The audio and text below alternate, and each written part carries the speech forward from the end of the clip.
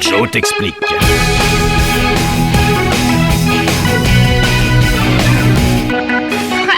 N'importe quoi. Salut Tom. Bonjour Joe. Ça va? C'est Leïla, elle va partir à l'océan chez sa tante pour toutes les vacances. La chance. Elle m'a dit que là-bas on trouvait plein de coquillages à marée basse et qu'elle m'en rapporterait. Est-ce que tu sais ce qui provoque les marées au moins? On m'a pas dit. Tu vas voir, c'est fascinant. Il faut d'abord que tu comprennes. La Lune parcourt une orbite autour de la Terre. On dit que c'est son satellite. Tu continues ton délire quoi. La Terre tourne sur elle-même en 24 heures, t'es d'accord? Oui. À chaque fois, le côté de la Terre qui fait face à la Lune est comme aimanté par la Lune. Donc, la mer qui est de ce côté est aimantée par la Lune et monte.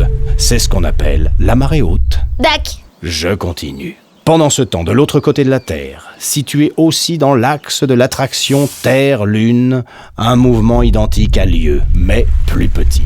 C'est ce que l'on appelle la marée basse. Pourquoi? Parce que l'attraction des océans est un peu freinée par la Terre, qui s'interpose. Compris. Attends, c'est pas tout.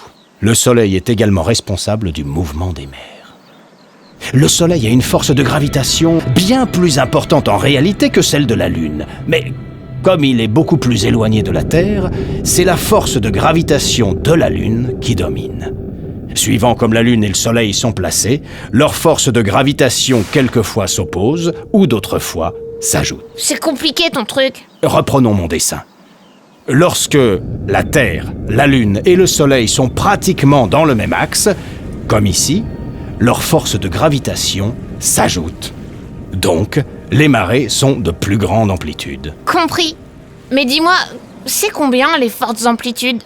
C'est un peu variable, suivant la forme de la côte. Par exemple, au fond de certaines baies, la hauteur des marées peut dépasser 14 mètres. C'est énorme. Et avec les marées, on peut aussi fabriquer de l'électricité? C'est pareil. La force de l'eau qui coule provoque de l'énergie. Soit ce mouvement est directement utilisé, par exemple un moulin à eau, soit ce mouvement est converti en énergie électrique dans ce que l'on appelle une centrale hydroélectrique. Comment elle coule, l'eau? Du haut vers le bas. Bien.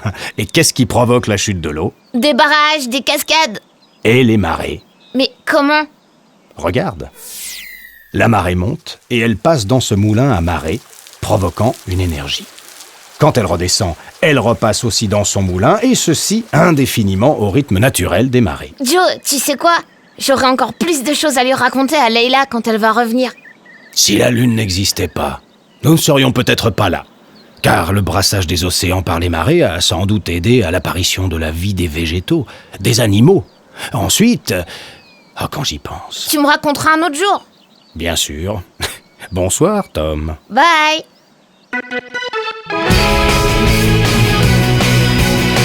Joe t'explique.